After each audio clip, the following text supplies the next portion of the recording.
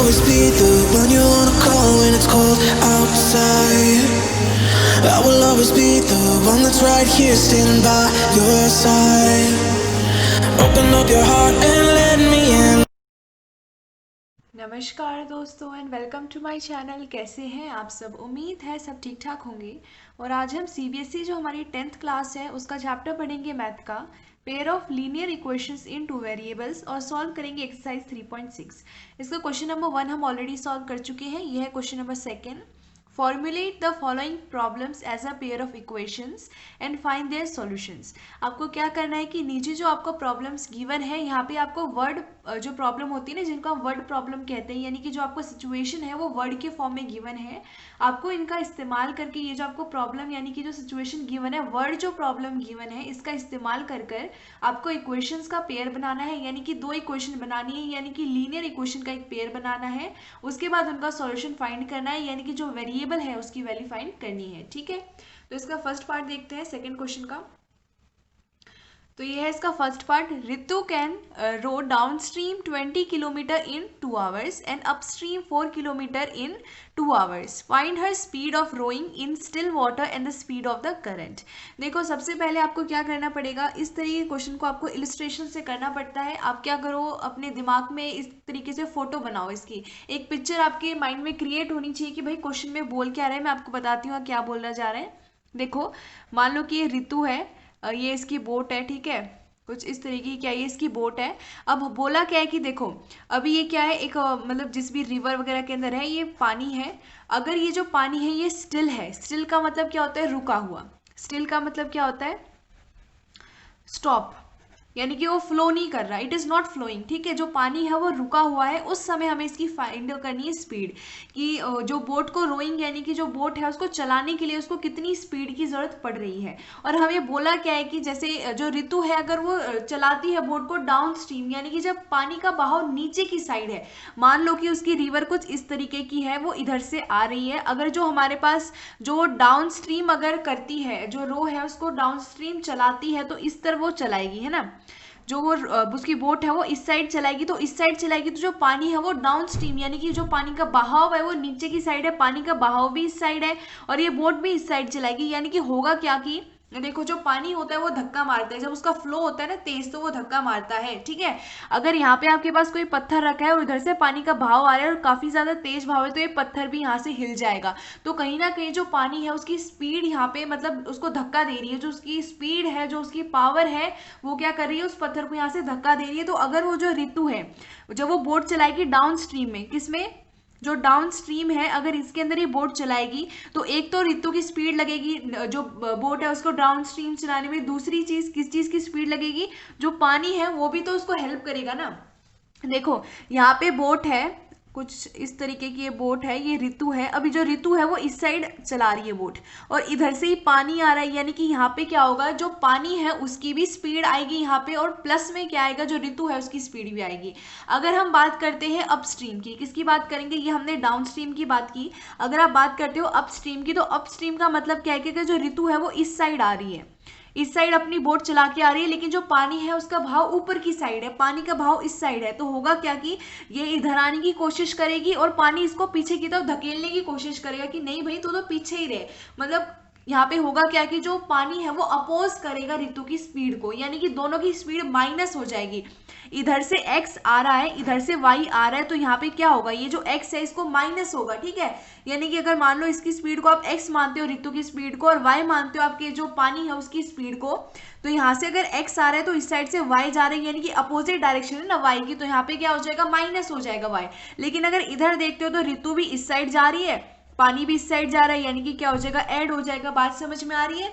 ठीक है, तो देखो ये डाउन स्ट्रीम में तो हमने देखा कि भाई दोनों स्पीड ऐड हो जाएंगी, और यहाँ पे हमने देखा कि जो दोनों स्पीड है वो सब्ट्रैक्ट हो जाएंगी, क्योंकि अपोजिट डायरेक्शन है हमारे पास। जो पावर है ना, जो स्पीड है, हमारी जो ताकत है ऋतु और जो हमारे पानी की, दोनों के डायरेक्शन अपोजिट है, इस वजह से यहाँ पे माइनस हो गया अपस्ट्रीम के अंदर। ठीक है, अब हमें पता किस में करना है, ये तो हमने डाउन स्ट्रीम और अपस्ट्रीम में देख ली, यहाँ से हमें इक्वेशंस मिल जाएंगी। लेकिन क्वेश्चन के अंदर आपको करना क्या है कि वो भी तो जानना जरूरी ना। क्वेश्चन के अंदर आपको करना है कि जो पानी है वो रुका हुआ है, उस समय ऋतु की क्या स्पीड है, यानी कि जब पानी कोई भी अपना प्रेशर नहीं लगा रहा, पानी की कोई ताकत नहीं है, आराम से सिर्फ और सिर्फ ऋतु अपनी ताकत के जरिए चला के जा रही है, तो उस समय ऋतु की क्या स्पीड रहेगी जो बोट है उसको चलाने के लिए, और हमारे जो पानी है उसकी क्या स्पीड रहेगी जब वो स्टिल है, यानी कि वो रुका हुआ है। ठीक है, तो ये आपको यहाँ पे फाइंड करना है आंसर के अंदर। तो यहाँ पे मैं लिखती हूँ late.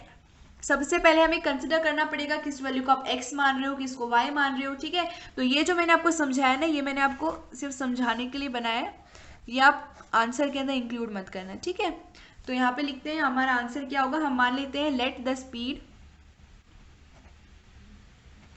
Of Ritu rowing still water, in still water. Still का मतलब कि जो फ्लो नहीं हो रहा, जो स्टॉप है, यानी कि रुका हुआ है, इन वाटर। जो स्पीड है ऋतु की वो रोइंग इन स्टिल वाटर हम मान लेते हैं कि x किलोमीटर पर आवर है। यानी कि हम क्या करेंगे, x किलोमीटर पर आवर हमने क्यों ली, क्योंकि जो हमारा क्वेश्चन है उसके अंदर हमें किलोमीटर के हिसाब से गिवन है कि जब वो 20 किलोमीटर डाउन स्ट्रीम चलाती है तब उसको 2 घंटे लगते हैं, और जब वो ऊपर की तरफ पानी का भाव होता है उस समय जब बोट चलाती है तो वो 4 किलोमीटर चला पाती है 2 घंटे में। इस वजह से ये हमें किलोमीटर पर आवर गिवन है, इस वजह से हमने यहाँ पे माना कि जो स्पीड है ऋतु की क्या है, वो किलोमीटर पर आवर है। ठीक है, जो स्पीड होती है यही होती है ना इसकी यूनिट। ठीक है, या तो मीटर पर सेकंड में ले सकते हो या किलोमीटर पर आवर में ले सकते हो, तो हमें ये लिख दिया। अब यहाँ पे हम क्या करेंगे, सबसे पहले हमने स्टिल वाटर में मान ली जिस समय स्पीड है स्ट्रीम की, वो भी लिख लेते हैं, and the speed of stream. जो हमारी स्ट्रीम है यानी कि जो पानी का बहाव है, एक तरीके से कह लो जो रिवर है, उसकी क्या हमारे पास स्पीड है, उसको हम मान लेते हैं कि वो है y किलोमीटर पर आवर। ठीक है, अब यही आपको यहाँ पे फाइंड करना है क्वेश्चन के अंदर, जो हमें गिवन है वो भी हम लिख लेते हैं। यहाँ पे मैं देखती हूँ, देखो ऋतु स्पीड डाउन स्ट्रीम। अभी मैंने आपको बताया था, कैसे बताया था कि जब डाउन स्ट्रीम है उस समय क्या होगी कि जो दोनों हमारे पास स्पीड है, ऋतु की स्पीड और जो हमारी पानी का भाव है यानी जो रिवर का भाव है, दोनों ऐड हो जाएंगे, यानी कि कितनी वैल्यू आएगी, x प्लस में y किलोमीटर पर आवर, है ना, ये आएगी स्पीड। और जब अपस्ट्रीम की बात करेंगे तो माइनस हो जाएगा, तो यहाँ पे लिखती हूँ ऋतु स्पीड अपस्ट्रीम, जिस समय क्या है पानी का भाव उल्टा है उससे। ठीक है, यानी कि ऊपर की तरफ है और ऋतु जा रही है नीचे की तरफ, उस समय क्या है जो हमारी स्पीड होगी वो माइनस हो जाएगी आपस में से, यानी कि यहाँ पे आएगा x माइनस में y किलोमीटर पर आवर। यहाँ तक आपके जो दिमाग है उसके अंदर ये वैल्यू बहुत ही अच्छे से क्लियर हो जानी चाहिए कि क्या चीज़ हमने प्लस की, कब माइनस की, क्योंकि यहीं से आपका जो मेन क्वेश्चन है यहीं से आपका खत्म हो जाएगा कि अब आगे तो इक्वेशंस बन ही जाएंगी। ठीक है, तो बेसिकली ये आपको समझ में आना चाहिए कि किस तरीके से इक्वेशन बनाने के लिए डाउन स्ट्रीम में ऐड करना है या सब्ट्रैक्ट करना है। ठीक है, तो आई होप ये आपको क्लियर हो गया होगा। तो बेसिकली यहाँ पे क्वेश्चन पूरा एंड हो जाता है। अब आपकी बची इक्वेशंस बनानी। देखो इक्वेशंस तो हम इजीली बना लेंगे जब वैल्यू आ जाएगी, लेकिन ये वैल्यू भी तो आनी चाहिए ना। तो मेनली आपको ये सीखना है कि किस तरीके से हमें वैल्यूज कैलकुलेट करनी है, किस तरीके से इक्वेशंस फॉर्म होंगी। तो अब देखो इक्वेशन कैसे फॉर्म होगी वो हम देखते हैं। ठीक है, यहाँ पे मैं लिखती हूँ अकॉर्डिंग टू द क्वेश्चन। अब अकॉर्डिंग टू द क्वेश्चन, अगर आप क्वेश्चन के हिसाब से देखते हो तो आपको क्या गिवन है वो मैं आपको बता देती हूँ।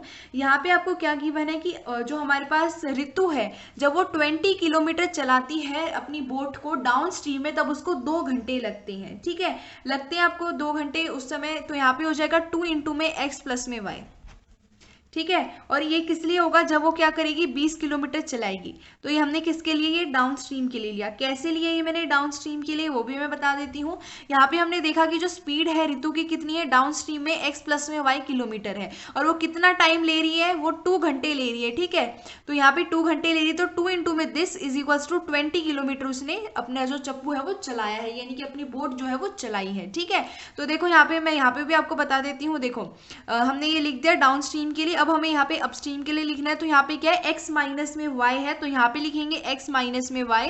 यहाँ पे भी वो कितना टाइम ले रही है, 2 घंटे ले रही है, जब वो अपस्ट्रीम में चला रही है और 4 किलोमीटर वो चला रही है, यानी कि 2 इंटू में x minus y is equals to हो जाएगा 4, है ना।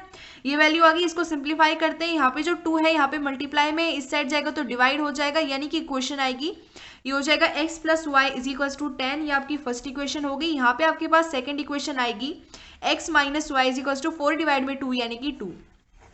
अब आपके पास पेयर आ चुका है इक्वेशंस का। अब आपको क्या करना है कि इन दोनों की मदद से आपको फाइंड करनी है एक्स और वाई की वैल्यू। ठीक है, यही हमें फाइंड करना है क्वेश्चन के अंदर। अगर अब आप देखते हो तो यहाँ पे अगर आप दोनों इक्वेशंस को ऐड कर देते हो तो वाई हमारा जो होगा वो एलिमिनेट हो जाएगा। तो एक तरीके से आप क्या कर रहे हो, एलिमिनेशन मेथड यहाँ पे यूज कर रहे हो। ठीक है, तो यहाँ पे लिख देते हैं add equation number 1 and equation number 2। तो ये हो जाएगा 2x, ये हो जाएगा प्लस वाई माइनस वाई यानी कि 0 इज इक्वल टू 10 प्लस 2 यानी कि 12। तो यहाँ से x की वैल्यू कितनी आएगी, 12 डिवाइड में 2 आएगी, यानी कि x की वैल्यू कितनी आएगी, 6 आएगी। तो x क्या था हमारा, x था हमारा speed of Ritu rowing in still water. कितनी उसकी स्पीड है, 6 किलोमीटर पर आवर। वो बाद में लिखेंगे हम, अभी वैल्यू फाइंड की है। अब ये जो x की वैल्यू आई है इसको फर्स्ट या सेकंड के अंदर पुट कर दो इक्वेशन के अंदर, y की वैल्यू आ जाएगी। तो यहाँ लिख देते हैं put x is equal to 6 in equation number 1 के अंदर पुट कर देते हैं। तो ये हो जाएगा 6 प्लस में y इज इक्वल टू 10, यानी कि आपके पास y की वैल्यू आएगी 10 माइनस 6 यानी कि 4। ठीक है, तो आपके पास ये जो 4 है यानी कि y हमने किस चीज को माना था, स्पीड ऑफ स्ट्रीम मानी थी, वो होगी 4 किलोमीटर पर आवर। ठीक है, तो यहाँ पे लिख देते हैं hence the speed of Ritu rowing in still water is equals to 6 kilometre per hour. ठीक है, ये समझ आ गया कैसे आया, अच्छे से समझ आ गया है ना। अब यहाँ पे लिखेंगे एंड स्पीड ऑफ स्ट्रीम, जो हमारे पानी का भाव है, जो पानी है उसकी कितनी, स्ट्रीम की जो स्पीड है वो कितनी है, वो है y किलोमीटर पर आवर यानी कि 4 किलोमीटर पर आवर। यहाँ से हमने x की वैल्यू फाइंड की 6 और y की वैल्यू हमने फाइंड की 4, यहाँ पे वैल्यूज पुट की। तो जो ऋतु है जब वो स्टिल H2O यानी कि जब रुके हुए पानी के अंदर वो बोट चलाती है तब उसकी स्पीड होती है 6 किलोमीटर पर आवर। और जिस समय वो जो स्पीड है स्ट्रीम की, उस समय जब वो रुका हुआ है उस समय उसकी स्पीड होती है 4 किलोमीटर पर आवर। यानी कि जब रिवर है, रिवर की स्पीड जब 4 किलोमीटर पर आवर होगी उस समय वो स्टिल कहलाएगा यानी कि रुका हुआ कहलाएगा। ठीक है, तो ये हमारा क्वेश्चन नंबर जो सेकंड है उसका फर्स्ट पार्ट था। नेक्स्ट पेज पे इसका सेकंड पार्ट करते हैं। अच्छा जी, तो नेक्स्ट पेज पे मैंने क्वेश्चन नंबर सेकंड का सेकंड पार्ट लिख दिया है। ये हमारा क्वेश्चन नंबर सेकंड का सेकंड पार्ट है। 2 women and 5 men can together finish an embroidery work in 4 days while 3 women and 6 men can finish it in 3 days। क्या बोला है क्वेश्चन के अंदर कि जो 2 वुमेन है और 5 men है एक साथ मिलके क्या करते हैं, एम्ब्रॉयडरी का काम खत्म करते हैं 4 दिन में।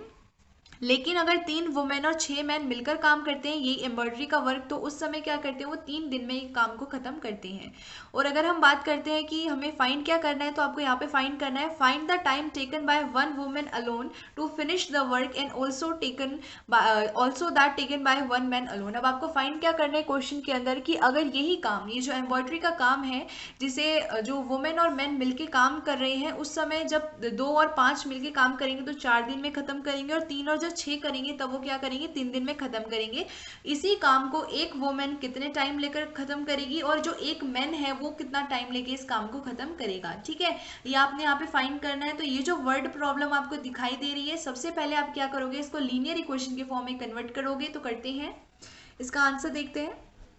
तो आपको करना क्या है कि सबसे पहले आपको मानना पड़ेगा कि जो आपको फाइंड क्या करना है। देखो, जो आपको फाइंड करना होता है ना, वही आप मानते हो कोई भी वेरिएबल के टर्म में। यहाँ पे आपने फाइंड करना है कि एक वुमेन कितना टाइम लेगी काम करने के लिए और एक जो मैन है वो कितना टाइम लेगा ये काम करने के लिए। तो इसी को हम मानेंगे, यहाँ पे हम लिख लेते हैं let 1 women finishes the embroidery in X days। हम मान लेते हैं कि जो एक वुमेन है, अभी तो नहीं पता ना हमें कितने दिनों में खत्म करेगी, तो ये आपने यहाँ पे लिख लिया है कि एक जो वुमेन है वो एम्ब्रॉयडरी का काम खत्म करेगी X days में, and 1 man finishes the embroidery in Y days। और हमने मान लिया कि जो एक मैन है वो क्या करेगा, इसको Y days में कंप्लीट करेगा। और यहाँ पे एक बात ये ध्यान देने लायक है कि यहाँ पे आपको टाइम टेकन बोला है, इसका मतलब ये नहीं कि आप मिनट में सेकंड में लिखना स्टार्ट कर दोगे। आपको देखना है कि यहाँ पे जो टाइम है वो किस रूप में आपको गिवन है। ये जो टाइम है आपको ये डेज के तरीके में गिवन है, तो आपने यहाँ पे डेज ही मानना है। आपने यहाँ पे मिनट या सेकेंड करके नहीं लिखना है कि इतने मिनट में इसने कंप्लीट किया, इतने दिन में ये किया। आपको दिन लेना है। क्यों लेना है, क्योंकि यहाँ पे हमें दिन गिवन था तो हम डेज ही लेंगे। ठीक है, तो आपने ये लिख दिया है। तो मैं लिखती हूँ 1 वुमेन्स, हम मान लेते कि एक दिन में उसने कितना काम किया। 1 वुमेन्स डे वर्क एक दिन में वो कितना काम करेगी। देखो अगर वो पूरा का जो पूरा काम है वो अगर x दिन में काम कंप्लीट कर देती है तो क्या करेंगे हम, एक दिन में कितना कंप्लीट करेगी, तो एक दिन में वो क्या करेगी। देखो ये क्या है, total work done in x days, तो वन डे में कितना करेगी, 1 में x करेगी, है ना। बात समझ में आ रही है कुछ। देखो तो हमने यहाँ पे लिख दिया कि टोटल जो वर्क डन है बाय वुमेन वो x है, ठीक है। तो अगर आपको एक दिन में करना है तो ये जो x है इसको इधर ले जाओगे, यानी कि 1 डिवाइड में x। तो एक दिन के अंदर जो वुमेन है वो 1 में x टाइम लेगी काम को खत्म करने के लिए। ये मैं आपको ऐसे ही बात समझा सकती हूँ। देखो अगर मान लो कि जो कोई इंसान है वो 365 डेज के अंदर 1000 रुपीज़, 1000 थोड़े कम हो गए, अगर वो क्या करता है 10,000 रुपीज़ को कलेक्ट करता है बाय पॉकेट मनी, ठीक है। वो क्या करता है 365 डेज के अंदर इतने रुपीज़ को कलेक्ट करता है। अगर मैं पूछती हूँ कि वो एक दिन में कितने रुपीज़ को कलेक्ट करे तो आप क्या करोगे। आप एक दिन के अंदर हम मान लेते हैं कि इसके साथ में क्या मल्टीप्लाई में 1 है। अब हमें क्या चाहिए, 1 डेज का चाहिए, तो हम जो टोटल जितने डेज में उसने कलेक्ट किया हम उसको इधर डिवाइड में ले जाएंगे, यानी कि 1 डे में वो कितने रुपीज़ कलेक्ट कर रहे हैं उसको हम डिवाइड कर देंगे जो टोटल रुपीज़ कलेक्ट किया उसको 365 डेज से। उसी तरीके से यहाँ पे जो वुमेन है वो एक दिन में कितना काम करेगी, 1 में x करेगी, और जो मैन है वो 1 में y काम करेगा एक दिन में। तो यहाँ पे वो भी लिख देते हैं 1 मेंस, ये दोनों 1 डे के लिए है, 1 डेज वर्क, एक दिन में उसने कितना काम किया है, उसने 1 में y काम किया है। अब आपको क्या करना है, इसका यूज करके आपको लीनियर इक्वेशन बनानी है। अगर अब आप देखते हो तो अकॉर्डिंग टू द क्वेश्चन अगर आप देखते हो, देखो ये क्या है, वुमेन, एक वुमेन ने कितना काम किया है, ठीक है। अगर आप क्वेश्चन में देखते हो तो आपको क्वेश्चन में आपको बोला है कि जो 2 वुमेन है और जो 5 मेन है, जब वो काम करते हैं तो वो 4 डेज के अंदर इसको कंप्लीट करते हैं। इसका मतलब क्या हुआ कि अगर एक वुमेन इतने में कर रही है तो 2 वुमेन कितने में करेगी, 2 में x में करेगी। और अगर आपको देखो मैं यहाँ लिखती हूँ अकॉर्डिंग टू द क्वेश्चन, ठीक है, एक जो वुमेन है वो 1 में x में कर रही है तो 2 कितने में करेगी, यहाँ मल्टीप्लाई कर देंगे 2, यानी कि 2 में x में, प्लस में यहाँ पे 5 मैन भी साथ में काम कर रहे हैं, यानी कि 5 में y, क्योंकि एक कर रहा है 1 में y, तो 5 कितने करेंगे, इंटू कर दोगे 5 से, यानी कि 5 में y। और ये कितने दिन में काम कंप्लीट कर रहे हैं, ये कर रहे हैं 1 में 4। हम 1 में 4 क्यों ले रहे हैं, क्योंकि 1 में x जो है वो कितना है हमारे पास, टोटल है एक दिन का काम, तो x की जगह कितना है, x और टोटल काम कर रही है, तो उसने कितना टाइम लिया, कितना टाइम कंज्यूम किया, यहाँ पे x टाइम कंज्यूम किया उसने एक दिन में, तो 4 दिन में कितना करेगी, x की जगह क्या आ जाएगा, 4 आ जाएगा। बात समझ में आई, या की इक्वेशन नंबर 1 हो गई, ठीक है। इसी तरह यहाँ पे आपको और क्या स्टेटमेंट बोली है, आपको बोली है कि अगर यही एम्ब्रॉयडरी का जो काम है अगर वो क्या करती है 3 वुमेन करती है, यानी कि 3 में x प्लस में 6 मैन करते हैं, यानी कि 6 में y, तो वो कितने दिन में करते हैं, 1/3, यानी कि 3 डेज में करते हैं। ये आपकी सेकंड इक्वेशन होगी। अब ये जो इक्वेशंस है यहाँ पे आपको वेरिएबल साथ में कांस्टेंट के मल्टीप्लाई में चाहिए, लेकिन यहाँ पे क्या है, डिवाइड में है, इस वजह से हम क्या करेंगे, हम ले लेंगे लेट 1/x को हम u मान लेते हैं एंड 1 में y is equals to v in equation number 1 and second, ठीक है। इस तरीके के क्वेश्चन हम फर्स्ट क्वेश्चन के अंदर सॉल्व कर चुके हैं, इसके फर्स्ट क्वेश्चन के पार्ट्स के अंदर। आई होप आपको समझ आ रहा होगा। तो ये आपके पास फर्स्ट इक्वेशन हो जाएगी 2u प्लस में 5v इज इक्वल्स टू, ये 1 में 4 है, ठीक है। ये आपके पास थर्ड इक्वेशन आ जाएगी, इसको हम ऑलरेडी सॉल्व करते हैं पहले और उसके बाद उसको थर्ड इक्वेशन का नाम देंगे। 4 यहाँ पे डिवाइड में इस साइड जाएगा तो मल्टीप्लाई हो जाएगा, यानी कि हो जाएगा 4 इंटू में 2, यानी कि 8u प्लस में हो जाएगा 20v इज इक्वल्स टू 1। ये आपके पास थर्ड इक्वेशन आ जाएगी। इसी तरह आपके पास जो सेकंड इक्वेशन है इसमें भी 1 जो x है उसको u मानते हैं और जो 1 में y है इसको v मानते हैं। तो आपके पास जो सेकंड इक्वेशन है वो हो जाएगी 3u प्लस में 6v इज इक्वल्स टू 1/3। अब यहाँ पे जो 3 है डिवाइड में इस साइड जाएगा तो मल्टीप्लाई हो जाएगा, यानी कि 9u प्लस में 18v इज इक्वल्स टू 1। ये आपकी फोर्थ इक्वेशन आ गई। अब ये जो दो इक्वेशन आई हैं यहाँ पे आप क्या करोगे, u और v की वैल्यू फाइंड आउट करोगे और उसके बाद यहाँ पे u और x का रिलेशन है, v और y का रिलेशन है, यहाँ से x और y की वैल्यू फाइंड आउट करेंगे जो हमें इस क्वेश्चन के अंदर फाइंड आउट करनी है।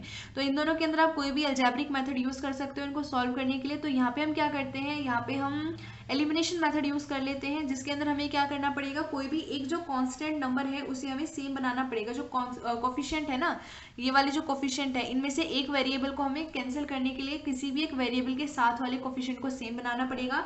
तो हम क्या करते हैं, यहाँ पे u जो है उसको कैंसिल कर देते हैं। तो यहाँ पे 8 प्रेजेंट है और यहाँ 9 है, तो जो इक्वेशन नंबर 3 है उसको 9 से मल्टीप्लाई कर दो, इक्वेशन नंबर 4 को मल्टीप्लाई कर दो 8 से। तो आपके पास जो वैल्यू आएगी मैं यहाँ लिखती हूँ 72u प्लस में 180v इज इक्वल्स टू 9 और यहाँ पे आपके पास वैल्यू आ जाएगी, ये हो जाएगा 72 है, यहाँ पे मैंने 70 लिख दिया क्योंकि 9 इंटू में ये हो जाएगा 8 यानी कि 72। यहाँ पे भी 72u प्लस में ये हो जाएगा 144v इज इक्वल्स टू 8। अब ये जो इक्वेशंस आई हैं हम क्या करेंगे, इनको फर्स्ट में से हम सेकंड को सब्ट्रैक्ट कर देते हैं, ये कैंसिल हो गया। 180v माइनस में 144 आपके पास v हो जाएगा 36v is equals to 9 minus 8 हो जाएगा 1, यानी कि v की वैल्यू कितनी आएगी 1/36 आएगी। अब ये जो v की वैल्यू आई है इसको आपके पास जो इक्वेशन नंबर 3 या 4 है इनमें से किसी के अंदर भी पुट कर दो और आपके पास u की वैल्यू आ जाएगी। उसके बाद x और y की वैल्यू फाइंड आउट करेंगे नेक्स्ट पेज पर। तो यहाँ पे मैंने नेक्स्ट पेज पे v की वैल्यू लिख दी है कि 1/36 आई है। अब हम क्या करेंगे, v की वैल्यू को पुट करेंगे थर्ड इक्वेशन के अंदर, ये हमारी थर्ड इक्वेशन है, v की जगह पुट कर देंगे तो ये हो जाएगा 8u प्लस में ये हो जाएगा 20 इंटू में 1/36, ये 5 से कैंसिल हो गया और ये हमारा किससे कैंसिल हो जाएगा 9 से। 4 से किया, 4 5 20 और 4 9 36 इज इक्वल्स टू ये 1 के इक्वल है। यहाँ पे u की वैल्यू चाहिए तो 8u इज इक्वल्स टू 1, यहाँ पे इसको यहाँ ले जाते हैं यानी कि माइनस में 5/9, ये हो जाएगा 8u इज इक्वल्स टू, यहाँ पे हम क्या करेंगे 9 को एलसीएम ले लेंगे, ले लिया हमने यहाँ पे एलसीएम, इसको आगे सॉल्व करते हैं। तो यहाँ पे u को रहने देते हैं, ये हो जाएगा 9 माइनस में 5 यानी कि 4 डिवाइड में 9, यहाँ पे 8 था, यहाँ पे मल्टीप्लाई में इस साइड जाके डिवाइड हो जाएगा, 8 के नीचे 1 है तो u की वैल्यू क्या आएगी, ये हो जाएगा 4/9 इंटू में 1/8, ये 2 से कैंसिल, ये 4 से कैंसिल, ये 1 और ये 2, यानी कि आएगी u की वैल्यू 1/18। ठीक है, तो यहाँ लिख देते हैं therefore v is equals to 1/36 and u is equals to 1/18। आपके पास वैल्यू आ गई है और आपने क्वेश्चन के अंदर क्या लिखा था कि जो u की वैल्यू है वो क्या है 1/x है ना। तो आपके पास जो u है इसकी वैल्यू कितनी आई है 1/18 आई है, ये है 1/x के इक्वल, क्रॉस मल्टीप्लाई करोगे तो x की वैल्यू कितनी आएगी 18 आएगी। ठीक है, उसी तरह आपके पास जो v है हमने माना था कि v is equals to 1/y है, यहाँ पे भी v की वैल्यू कितनी आई है 1/36 आई है, यानी कि 1/y के इक्वल आई है। क्रॉस मल्टीप्लाई करोगे तो आपके पास यहाँ पे y की वैल्यू कितनी आएगी 36 आएगी। ठीक है, तो जो आपकी वुमेन है, एक अकेली वुमेन 18 डेज के अंदर एम्ब्रॉयडरी का काम कर सकती है और जो मैन है वो एक दिन के अंदर 36, मतलब जो टाइम कंज्यूमिंग पीरियड है उसका पूरा एम्ब्रॉयडरी का काम खत्म करने का वो है 36 डेज। ठीक है, तो यहाँ पे लिख देते हैं मेंशन करके। ठीक है, तो आप देख सकते हो यहाँ पे मैंने आंसर लिख दिया है। आंसर क्या है कि हेंस एक जो वुमेन है वो फिनिश कर सकती है एम्ब्रॉयडरी का वर्क 18 डेज में और जो एक मैन है वो फिनिश कर सकते हैं एम्ब्रॉयडरी का काम 36 डेज में अकॉर्डिंग टू आवर क्वेश्चन। ठीक है, अच्छा जी, तो आपने सॉल्व कर दिया है, ये हमारा सेकंड क्वेश्चन का सेकंड पार्ट था। नेक्स्ट पेज पे इसका थर्ड पार्ट सॉल्व करते हैं। तो नेक्स्ट पेज पे मैंने इसका थर्ड पार्ट लिख दिया है हमारे क्वेश्चन नंबर सेकंड का। Ruhi travels 300 kilometre to her home partly by train and partly by bus, यानी कि जो रूही है उसको 300 किलोमीटर अपने घर जाना है, मतलब जहाँ से वो ट्रेवल कर रही है। अगर रूही यहाँ से स्टार्ट करी और यहाँ पे उसका घर है तो दोनों के बीच में कितना डिस्टेंस है 300 किलोमीटर है। जो रूही है वो ये जो 300 किलोमीटर डिस्टेंस है ये ट्रैवल करेगी कुछ समय ट्रेन में और कुछ समय बस से। ठीक है, She takes 4 hours if she travels 60 kilometre by train and remaining by bus। अब यहाँ पे क्या बोला है, ये जो 300 किलोमीटर हमारे पास हैं, अगर इनमें से 60 किलोमीटर वो ट्रेन से जाती है और बचे हुए जितने भी किलोमीटर हैं जो है हमारे 240 किलोमीटर्स, देखो ये 300 किलोमीटर है, अगर ये जो रूही ये क्या करती है 60 ट्रेन से जाती है और प्लस में जो 240 बचे ये बस से जाती है, तब उसको लगते हैं 4 आवर्स। कितने लगते हैं 4 घंटे उसको लगते हैं अपने घर पहुंचने के लिए। ठीक है, if she travels 100 kilometre by train and remaining by bus, अब ये जो 300 है इनमें से अगर वो 100 किलोमीटर ट्रेन से जाती है और बचे हुए 200 किलोमीटर वो बस से जाती है, तब क्या होता है शी टेक्स 10 मिनट लॉन्गर, यानी कि उसको ये जो 4 घंटे इनमें से 10 मिनट ज़्यादा लगती है। कितना टाइम लगेगा 4 आवर्स एंड 10 मिनट उसको ज़्यादा लगेंगी जब वो जाएगी। कैसे जाएगी 100 किलोमीटर ट्रेन से और 200 किलोमीटर बस से। Find the speed of the train and the bus separately. आपको क्या फाइंड करना है कि जो रूही है जिस ट्रेन से और जिस बस से जा रही है उनकी क्या स्पीड है। ठीक है, तो क्वेश्चन के अंदर यहाँ पे हमें जो भी स्टेटमेंट गिवन है ये वर्ड प्रॉब्लम है, यहाँ से हमें इक्वेशन बनानी है। दोनों हमारे पास जो इक्वेशन बनेगी वो क्या होंगी लीनियर इक्वेशंस होंगी, यानी कि क्या करना है एक पेयर बनाना है लीनियर इक्वेशन का। उसके बाद फाइंड करना है कि स्पीड ऑफ ट्रेन और स्पीड ऑफ बस कितनी है। बहुत ज़्यादा सिंपल है, एक बार मैं चाहती हूँ मैं फिर से आपको पूरा क्वेश्चन समझा दूँ। जो रूही है जब वो ट्रैवल कर रही है अपने घर तक, उसको 300 किलोमीटर ट्रैवल करनी है, तो वो जो कुछ रास्ता है वो क्या करेगी, ट्रेन से ट्रैवल करेगी, और जो कुछ बचा हुआ रास्ता होगा वो बस से ट्रैवल करेगी। अगर वो क्या करती है, ये जो 300 किलोमीटर है इनमें से 60 किलोमीटर ट्रेन से जाती है और बचे हुए 240 किलोमीटर वो बस से जाती है, तब उसको 4 घंटे लगते हैं अपने घर पहुंचने के लिए। और जब वो 100 जो किलोमीटर है, 100 किलोमीटर जब ट्रेन से जाती है और बचे हुए 200 किलोमीटर अपने बस से जाती है, तब उसको 4 आवर्स तो लगते हैं, ये वाले घंटे तो लगेंगे लेकिन उसको 10 मिनट एक्स्ट्रा लगती हैं। तो आपको फाइंड क्या करना है, speed of train and the speed of बस सेपरेटली। तो यहाँ पे फाइंड जो करना है उसी को मान लेंगे, तो यहाँ लिख लेते हैं let the speed of train is equals to x kilometre per hour. ठीक है, ये हमने मान लिया। एक तो हमें ट्रेन के लिए फाइंड करना है, दूसरा हमें बस के लिए फाइंड करना है, तो बस को हम मान लेंगे y वेरिएबल। लिख लेते हैं यहाँ पे and the speed of bus is equals to y kilometre per our.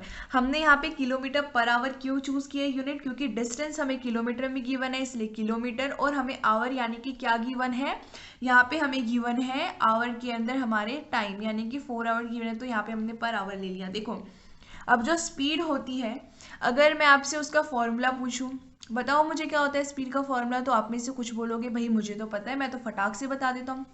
लेकिन अगर किसी बच्चे को बाय चांस फॉर्मूला नहीं पता है, तो सिंपल सा तरीका क्या है, यहाँ पे आपको यूनिट्स दिखाई दे रही है, यहाँ पे क्या है किलोमीटर पर आवर है, तो किलोमीटर किस में, हमने किस चीज़ को किलोमीटर में नापना है, हमने डिस्टेंस को किलोमीटर में नापा है। यानी कि स्पीड जो, देखो हमने स्पीड के इक्वल माना है ना, तो स्पीड की हमने क्या यूनिट बताई है, किलोमीटर अपॉन में आवर बताई है। तो किलोमीटर को आप किस चीज़ में, मतलब किस चीज़ को किलोमीटर में नापते हो, डिस्टेंस को नापते हो, आवर में किसको नापते हो, टाइम को नापते हो। यानी कि स्पीड का फॉर्मूला क्या होता है, डिस्टेंस अपॉन में टाइम होता है। और यहाँ से अगर मैं आपसे टाइम का फॉर्मूला पूछती हूँ, तो टाइम का फॉर्मूला कितना होगा, ये जो t है इस साइड मल्टीप्लाई में चला जाएगा, तो s जो इधर डिवाइड में आ जाएगा। यानी टाइम का फॉर्मूला होता है डिस्टेंस अपॉन में स्पीड। अब ये जो फॉर्मूला है इसका यूज करेंगे और हम यहाँ पे बनाएंगे इक्वेशंस। तो यहाँ लिखती हूँ मैं अकॉर्डिंग टू द क्वेश्चन। अब देखो भाई हमारे क्वेश्चन के अंदर क्या बोला है कि वो क्या करती है, 60 जो हमारे पास किलोमीटर है वो ट्रैवल करेगी ट्रेन से, और 240 किलोमीटर ट्रैवल करने वाली है बस से। तब उसको कितना टाइम लगता है, देखो हमें यहाँ पे स्पेसिफिकली करके टाइम प्रोवाइडेड है, कितना टाइम हमें प्रोवाइडेड है, 4 घंटे हमें प्रोवाइडेड है। अब ये 4 घंटे कब आएंगे, ये तब आएंगे जब ये 60 किलोमीटर तो ट्रेन से चलेगी और 240 किलोमीटर चलेगी बस से। तो अब यहाँ पे टाइम गिवन है, तो टाइम का फॉर्मूला क्या होता है, डिस्टेंस अपॉन में स्पीड होता है। तो डिस्टेंस कितना ले रही है, वो 60 ले रही है, अपॉन में स्पीड कितनी, किस चीज़ की स्पीड लोगे, ट्रेन से जा रही है ना, तो ट्रेन की स्पीड कितनी है, x है, यानी 60 डिवाइड में x। ये फॉर्मूला किस चीज़ का, टाइम का है, डिस्टेंस अपॉन में स्पीड, प्लस में साथ में वो किस चीज़ से जा रही है, 240 किलोमीटर जा रही है वो बस से, तो 240 यहाँ पे आ जाएगा, और डिवाइड में किस चीज़ की स्पीड आएगी, बस की आएगी, तो बस की स्पीड कितनी है, y है। ये क्वेश्चन नंबर 1 बन गई। आई बात कुछ समझ में, हमने क्या किया, यहाँ पे हमें टाइम गिवन था तो हमने ये टाइम का फॉर्मूला लगा देना है बस। अब नेक्स्ट देखो हमें क्या टाइम गिवन है, टाइम के इक्वल ये लिखना है। ठीक है, तो टाइम क्या गिवन है, नेक्स्ट हमें गिवन है कि 4 घंटे और 10 मिनट उसको एक्स्ट्रा लगेंगे। ठीक है, तो अब ये जो 10 मिनट है, अगर मैं आपको बोलती हूँ इनको आपको कन्वर्ट करना है आवर्स के अंदर, क्योंकि ये हमें टोटल आवर के अंदर प्रोवाइडेड है ना, तो ये जो आप इसको जो 4 आवर एंड जो 10 मिनट है इसको कैसे लिख सकते हो, 4 आवर तो हमारे पास है ही, मतलब ये घंटे के अंदर है। अब ये जो 10 मिनट है इसको आपको कन्वर्ट करना है किस चीज़ के अंदर, आवर के अंदर। आप क्या कर सकते हो, इस ये जो इंटू में करके 10 डिवाइड में 60 कर सकते हो। हमने क्या किया, ये जो हमारे पास 10 मिनट थी हमने इसको आवर में कन्वर्ट कर दिया है। ठीक है, तो इस तरीके से हम लोग लिखेंगे। तो नेक्स्ट हमें टाइम कितना गिवन है, 4 इंटू में 10 डिवाइड में 60, ये हमारे पास आवर्स है, यानी कि 4 और 10 मिनट। ठीक है, अब जो मिनट थी हमने उसको आवर में कन्वर्ट करना ही पड़ेगा, क्यों, क्योंकि यहाँ पे हमारे पास यूनिट क्या है, आवर है। ठीक है, तो पहले सारी क्वांटिटीज को सेम करना पड़ता है ना। तो अब ये टाइम हमें कब मिलेगा, जब हम क्या करेंगे, 100 किलोमीटर जब ट्रैवल करेगी वो ट्रेन से। अब यहाँ पे 100 किलोमीटर डिस्टेंस आ गया। अब फॉर्मूला क्या होता है, d/s। तो s यहाँ पे किस चीज़ की स्पीड लोगे, किससे ट्रैवल किया उसने, ट्रेन से, तो ट्रेन की स्पीड कितनी है, x है, प्लस में नेक्स्ट d/में s क्या आएगा, क्योंकि वो दो चीज़ों से अलग अलग चीज़ों से ट्रैवल कर रही है ना, तो दोनों का डिस्टेंस भी अलग है, स्पीड भी अलग है, तभी दोनों को ऐड करोगे तभी आएगा ना आपके पास टोटल टाइम। तो यहाँ पे d/में s अब आपको इसके लिए लेना है, तो बचे हुए कितने किलोमीटर है, 200 किलोमीटर है, वो बस से जाएगी, तो बस की स्पीड कितनी है, y है। अब ये आपके पास सेकेंड इक्वेशन आ गई। अब ये दोनों जो इक्वेशंस आई हैं, आपको क्या करना है, इनको जितना भी ज़्यादा सॉल्व कर सकते हो उतना सॉल्व कर दो पहले, और उसके बाद क्या करो, कोई भी हमारे पास अलजेब्रिक मेथड होता है, सब्सटीट्यूशन हो गया, एलिमिनेशन हो गया, लगाओ और x और y की वैल्यू आ जाएगी। ठीक है, तो इसको आगे सॉल्व करते हैं। तो हमारी जो इक्वेशन नंबर 1 है, हम क्या चाहते हैं, हम इसको और भी ज़्यादा सिंप्लीफाई करना चाहते हैं, ठीक है। तो इक्वेशन नंबर 1 को मैं यहाँ सिंप्लीफाई करूँगी, तो आप क्या कर सकते हो, यहाँ से 4 को कॉमन ले सकते हो, तो यहाँ पे क्या बचेगा, यहाँ पे आपके पास बचेगा 15 डिवाइड में x प्लस में यहाँ पे हो जाएगा 60 डिवाइड में y इज इक्वल्स टू 4। अब ये जो 4 है यहाँ मल्टीप्लाई में जाएगा, इस साइड जाएगा तो डिवाइड हो जाएगा, तो आप सिंपली इनको कैंसिल कर सकते हो। यानी कि जो पहली इक्वेशन है आप इसको कैसे लिख सकते हो, 15/x प्लस में 60/y इज इक्वल्स टू 1, या आप पहली इक्वेशन को ऐसे लिख सकते हो। अब ये जो सेकंड इक्वेशन है हम क्या करेंगे, इसको भी और सिंप्लीफाई करेंगे। तो अब यहाँ से आप क्या कर सकते हो, देखो पहले तो इसको ऐसे ही लिख लेते हैं। सबसे पहले इस वैल्यू को हम सिंप्लीफाई करेंगे, तो ये क्या है आपके पास, देखो इसका मतलब इंटू नहीं होता है, ये मैंने आपको समझाने के लिए लिखा था। अभी 4 आवर एंड 10 मिनट का मतलब क्या है कि 4 घंटे में 10 मिनट और ऐड करनी है, तो यहाँ पे आपको मल्टीप्लाई नहीं करना है, ये मैंने आपको बस समझाने के लिए लिखा था कि भाई आपने यहाँ पे आवर में कन्वर्ट करना है, किसी भी दूसरे यूनिट में कोई भी आपके पास टाइम प्रेजेंट होगा यहाँ पे आप उसको आवर में कन्वर्ट करोगे। तो ये जो था एक रफ वर्क था, इसको आप प्लीज़ समझने के लिए ही यूज़ करना, ठीक है। तो मैं आपको यहाँ पे फाइनल बताती हूँ जो आपको करना है, ठीक है। तो यहाँ पे आपको क्या गिवन है, 4 आवर्स एंड 10 मिनट्स। तो इसको मैंने ऐसे क्यों लिखा, यहाँ पे मैंने मल्टीप्लाई का सिंबल क्यों नहीं लगाया वो भी मैं आपको बताती हूँ। यहाँ पे मैंने आपको समझाने के लिए किया था, इस चीज़ को एक बार भूल जाओ, ठीक है। अब जो समझा रही हूँ उसको ध्यान से देखो। ये मैंने ऐसे इसलिए लिखा था क्योंकि हम क्या कर रहे हैं, 4 घंटों में ऐड कर रहे हैं, यहाँ पे हम मल्टीप्लाई नहीं कर रहे हैं, ये समझाने के लिए था। अब इसको भूल जाओ, ठीक है। अब जो समझा रही हूँ प्लीज़ उसको कॉन्सेंट्रेट करके समझो। यहाँ पे क्या था, 4 घंटे और 10 मिनट, तो 4 आवर्स तो ये हैं, प्लस में हमें क्या करना है, 10 मिनट करनी है, और 10 मिनट को हमने कन्वर्ट कर दिया था आवर के अंदर। अब ये आपको सिंप्लीफाई करना है, ठीक है। ये था इसका मतलब। जब आप ऐसे लिखते हो ना 4/10/60, इसका मतलब ये नहीं होता है कि यहाँ पे इंटू है, इसका मतलब है कि यहाँ पे प्लस है, क्या है, यहाँ पे एडिशन है। तो आपको क्या करना है, इस चीज़ को एडिशन करना है, तो ये आपके पास तब जाके यहाँ पे सिंप्लीफाई हो जाएगा। तो ये क्या है, 4 प्लस में 10/60 है, तो ये हो जाएगा आपके पास, इसको सिंप्लीफाई कर रहे हैं, 240 प्लस में 10 डिवाइड में 60, अब ये हो जाएगा आपके पास 250 डिवाइड में 60, 0 से 0 कैंसिल, यानी यहाँ पे क्या आएगा, 25 डिवाइड में 6 आएगा। अब कुछ बात समझ में आई आपको, क्यों लिखा था ये मैंने ऐसे, इसी वजह से मैंने वहाँ पे मल्टीप्लाई का सिंबल नहीं लगाया था, क्योंकि वहाँ पर मल्टीप्लाई नहीं होता है, वहाँ पे पॉजिटिव होता है, ठीक है। तो इसको और सिंप्लीफाई करेंगे हम, ये आपके पास वैल्यू है, आप क्या कर सकते हैं, यहाँ पे हम इसको और सिंप्लीफाई करते हैं। अब आप क्या करो, यहाँ पे 25 को यहाँ पे कॉमन ले लो, ठीक है। तो यहाँ पे बचेगा 4 डिवाइड में x प्लस में यहाँ पे आपके पास बचेगा 8 डिवाइड में y, और इस साइड है आपके पास 25/6, ये 25 से 25 कैंसिल, तो आपके पास यहाँ पे 4/x प्लस में 8/y इज इक्वल्स टू 1/6 बचेगा, ठीक है। अब आपने क्या करना है, इसको इक्वेशन नंबर 2 का नाम दे देना है। हमने यहाँ पे चेंज नहीं किए इक्वेशंस के नाम, क्योंकि हमने उन्हीं को सिंप्लीफाई किया है, ठीक है। अब आपके पास जो नई इक्वेशंस आपने सिंप्लीफाई करके लिखी है उनको नेक्स्ट पेज पे लिखते हैं, और उसके बाद यहाँ पे x और y की वैल्यू यानी कि speed of train and speed of बस फाइंड करते हैं, ठीक है। अच्छा जी, तो नेक्स्ट पेज पे मैंने हमारी फर्स्ट और सेकंड इक्वेशन लिख दी है। अब यहाँ पे हम क्या करेंगे, कोई भी अलजेब्रिक मेथड यूज़ करेंगे, तो हम यहाँ पे एलिमिनेशन मेथड यूज़ करते हैं। कौन सा मेथड, एलिमिनेशन मेथड, ठीक है। तो ये जो एलिमिनेशन मेथड है, आपने क्या करना है, किसी भी एक वेरिएबल को यहाँ पे एलिमिनेट करना है। तो उसके लिए आपको क्या करना पड़ेगा, आपको उसका जो कोफिशिएंट है वो सेम बनाना पड़ेगा, ठीक है। तो यहाँ पे कोई भी एक ऐसी वैल्यू प्रेजेंट नहीं है जो क्या हो, सेम हो। तो देखो आप क्या करते हो, अगर आपको इस तरीके की क्वेश्चंस आपको पहले सॉल्व करनी पड़ती थी, तो आप क्या करते थे, जैसे यहाँ पे 1/x को u मान लिया, 1/y को v मान लिया, तो अब की बार हम क्या करेंगे, डायरेक्ट सॉल्व करेंगे, ठीक है। वो भी मैं आपको समझा देती हूँ कि आपको पता होना चाहिए कि डायरेक्ट इस तरीके के क्वेश्चन को कैसे सॉल्व करना है। तो देखो हम क्या करेंगे, किसी भी एक टर्म को, पूरी टर्म को, किसी भी एक पूरी टर्म को क्या करेंगे, सेम बना देंगे। तो यहाँ पे आप चाहो तो कोई भी टर्म को सेम बना सकते हो। हम क्या करते हैं, जो हमारे पास ये वाली टर्म्स है इनको सेम बना देते हैं, ठीक है। तो उसके लिए यहाँ पे 15 है या 4 है, तो हम क्या करेंगे, यहाँ पे 4 है लेकिन यहाँ 4 नहीं है, तो हम क्या करेंगे, इसको 4 से मल्टीप्लाई करेंगे। यहाँ पे 15 है, यहाँ 15 नहीं है, तो इसको हम 15 से मल्टीप्लाई करेंगे, ठीक है। ऐसा करने के बाद आपके पास इक्वेशन आ जाएगी 60/x प्लस में 240/y इज इक्वल्स टू 4। ये तो अपनी वही इक्वेशन होगी जो हमने पहले लिखी थी, है ना। सबसे पहले जो हमारे पास फर्स्ट इक्वेशन गिवन थी वही हो गई है, और हमारे पास ये 15 से मल्टीप्लाई करोगे इसको, तो ये हो जाएगा 60/x प्लस में 120/y इज इक्वल्स टू 5/2, लेकिन ये तो चेंज होगी। अब आपने क्या करना है, आप क्या कर सकते हो, यहाँ पे आपको कैंसिल करना है, तो दोनों प्लस है तो यहाँ पे माइनस कर दो, ठीक है। तो ये कैंसिल हो जाएंगे आपके पास। है ना। फिर आपके पास यहाँ पे क्या बचेगा, 240 डिवाइड में y माइनस में 120 डिवाइड में y। यहाँ पे क्या है, नीचे वाली जो हमारे पास डिनोमिनेटर है वो सेम है, नीचे वाली वैल्यू सेम है, तो आप इसको सीधा कर सकते हो 240 माइनस में 120 डिवाइड में y, और ये होगा 120 डिवाइड में y। अब ये क्या होगा, ये होगा 4 माइनस में 5/2, यानी कि 8 माइनस 5 डिवाइड में 2, जो क्या होता है 3/2 होता है। आगे बात समझ में। अब यहाँ पे आपको इसको सॉल्व करना है, इसको अब हम सॉल्व करेंगे, ठीक है।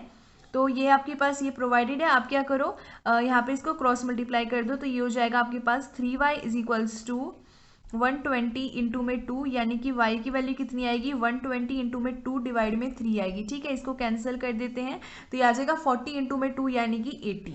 तो आपके पास y की वैल्यू 80 आ गई। अब आपको क्या करना है, इसको आपको इक्वेशन नंबर, देखो सबसे पहले इनका नाम दे देते हैं, इक्वेशन नंबर 3 होगी, इक्वेशन नंबर 4 होगी। अब आपने क्या करना है, इक्वेशन नंबर 3 या 4 के अंदर आपको y की वैल्यू पुट करनी है और आपके पास x की वैल्यू आ जाएगी। तो मैं यहाँ लिख देती हूँ put y is equals to 80 in, यहाँ पे मैंने लिख दिया है put y is equals to 80 in. अब यहाँ पे मैंने इन के आगे कोई इक्वेशन नहीं लिखी, क्यों नहीं लिखी, क्योंकि ये जो थर्ड और हमारी फर्स्ट इक्वेशन है ये सेम है, तो आप इसको एज अ फर्स्ट इक्वेशन भी कंसिडर कर सकते हैं। यानी कि आप यहाँ पे ये भी लिख सकते हैं कि फर्स्ट इक्वेशन के अंदर हम वैल्यू पुट करने वाले हैं, या फिर आप फोर्थ के अंदर भी पुट कर सकते हैं। तो यहाँ पे मैं थर्ड ही मेंशन करना चाहूँगी इसको, क्योंकि बाद में हमने इसको बाद में मल्टीप्लाई किया था ना।